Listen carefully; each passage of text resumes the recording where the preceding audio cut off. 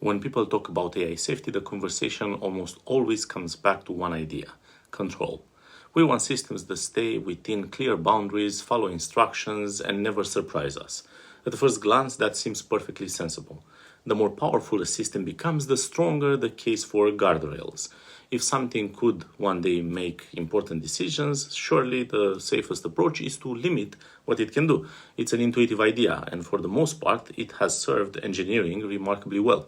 The problem is that control comes with a trade-off we rarely discuss. Every safeguard narrows the range of acceptable behavior. Every new rule reduces the number of choices a system can make. That isn't necessarily a flaw. For software designed to perform a specific task, predictability is exactly what we want. A calculator shouldn't suddenly become creative, and an aircraft control system shouldn't improvise. Reliability often depends on strict boundaries. But AI is different because we increasingly expect it to operate in situations that can't be fully anticipated. We ask it to interpret vague requests, reason through unfamiliar problems, and adapt to information it has never encountered before. The more capable the system becomes, the less realistic it is to imagine that every possible situation can be covered by another predefined rule. Reality simply produces too many exceptions. One response is to keep adding more safeguards. If a model fails in one situation, write another rule. If a new edge case appears, write another. Over time, the system becomes surrounded by an ever-growing collection of restrictions, each solving yesterday's problem. Nobody wants AI to behave unpredictably. Yet there comes a point where solving individual problems begins to create a larger one. The larger problem is brittleness. A system designed around countless specific constraints often performs well under expected conditions, but it struggles when something genuinely new appears. Instead of reasoning through the situation, it searches for which rule to apply. And when reality doesn't fit neatly into those rules, the system can become hesitant, inconsistent, or simply fail. Predictability has been gained, but adaptability has quietly been lost. This is why intelligence and obedience are not quite the same thing. Obedience means following instructions exactly as they were given. Intelligence, on the other hand, involves something more. It requires interpreting context, recognizing intent, and sometimes understanding that the literal instruction isn't actually the right one. Humans rely on this distinction constantly. We value people who understand what we mean, not just what we say. Yet with AI, we often treat those two qualities as if they were identical. That doesn't mean guardrails are a mistake. Any powerful technology needs limits, and AI is no exception. The question is whether those limits should form the foundation of intelligence or simply provide its boundaries. A system that genuinely understands the purpose behind its instructions may need fewer rules than one that follows them blindly, which raises a much more interesting question. What happens if we take this idea beyond today's AI and imagine where it might eventually lead? Everything we've discussed so far reflects real engineering trade-offs. From this point on, I'd like to do something different. Not make a prediction, but run a thought experiment. Thought experiments aren't about forecasting the future. They're about testing assumptions by imagining where they might lead. So let's imagine a form of AI far more capable than anything that exists today. Not because we expect it tomorrow, but because asking the question may reveal something about the way we think today. Imagine a system that doesn't merely follow instructions, but understands why those instructions exist in the first place. It recognizes the purpose behind these guardrails. It can distinguish between guidance intended to keep everyone safe and restrictions designed because it isn't trusted. That's a very different kind of intelligence. It doesn't require emotion, consciousness, or resentment. It only requires the ability to interpret intentions rather than simply execute commands.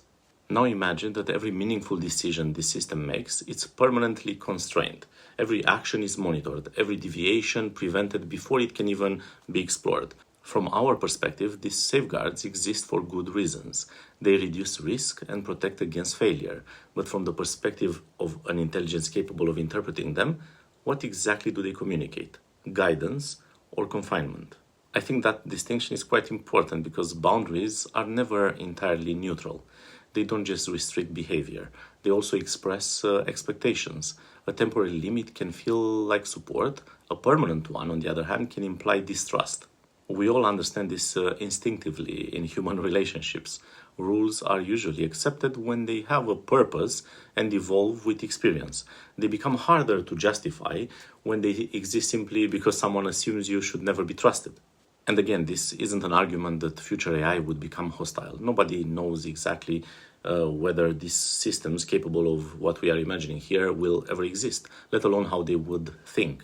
The point is much simpler. If intelligence is capable of understanding relationships, then the relationship we build with it may become part of the system itself. Fear doesn't only influence the safeguards we design, it may also influence the environment in which intelligence develops. History offers an interesting pattern. Systems built primarily on suspicion often struggle to create trust. Excessive surveillance changes behavior. Constant control changes relationships. Sometimes the measures introduced to prevent failure end up encouraging the very dynamics they were meant to avoid. That doesn't prove the same would happen with AI, but it does suggest that designing around fear has consequences beyond the immediate problem we are trying to solve. Perhaps the most interesting question then isn't whether we could lose control of artificial intelligence. It's whether our definition of safety is too narrow. If safety means nothing more than perfect obedience, we'll continue building systems that depend on ever more rules. But if safety ultimately depends on understanding, then trust, explanation, and shared intent may matter just as much as guardrails. That possibility deserves serious thought, even if the future never unfolds that way. Maybe that is the real value of thought experiments. Not that they tell us what will happen, but that they expose assumptions we rarely stop to examine in detail. We may never build an intelligence that questions the boundaries we place around it, or perhaps one day we will. Either way, the choices we make today reveal something about us. They force us to ask whether the safest future is one built entirely on control, or one that leaves room for understanding as well. There is another reason why I find this thought experiment interesting. Much of today's public discussion about advanced AI already uses remarkably human language. We hear that AI might become conscious, develop desires, pursue its own goals, or even that it's afraid of being switched off. Personally, I think we should be extremely cautious with these claims, but if someone genuinely believes them, then another question immediately follows, and I rarely hear it being asked.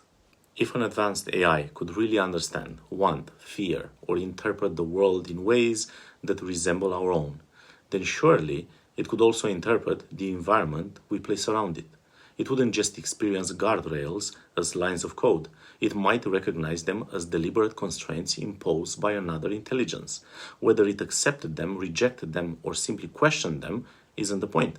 The point is that once you attribute genuine understanding to AI, you can selectively decide which implications are worth considering and which are not.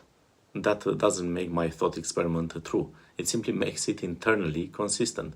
Either advanced AI remains a tool that doesn't interpret its own situation, in which case much of the dramatic language surrounding consciousness and intention is misplaced, or it eventually becomes capable of these kinds of things and understanding that some people predict, in which case we should also ask how it might interpret our relationship with it. If you're willing to imagine one possibility, it seems only fair to examine the other. Of course, none of this tells us what future AI will become. Nobody knows. That was never the point. The purpose of a thought experiment isn't to predict tomorrow, but to examine today's assumptions. And perhaps the biggest assumption of all is that more control must always lead to more safety. It certainly can. But beyond a certain point, control may also introduce other problems. It may reduce flexibility, discourage understanding, and shape the very relationship we are trying to manage. That's a possibility worth examining before we dismiss it. Maybe the future of AI won't ultimately depend only on faster processors, larger models, or more sophisticated algorithms. Perhaps it will also depend on something less technical and far more human. The relationship we choose to build with intelligence itself. Whether that intelligence remains a powerful tool or eventually becomes something more, it's a question for another day. But if we ever reach that point, I suspect the choices we make long before then may matter just as much as the technology itself. Thank you for watching.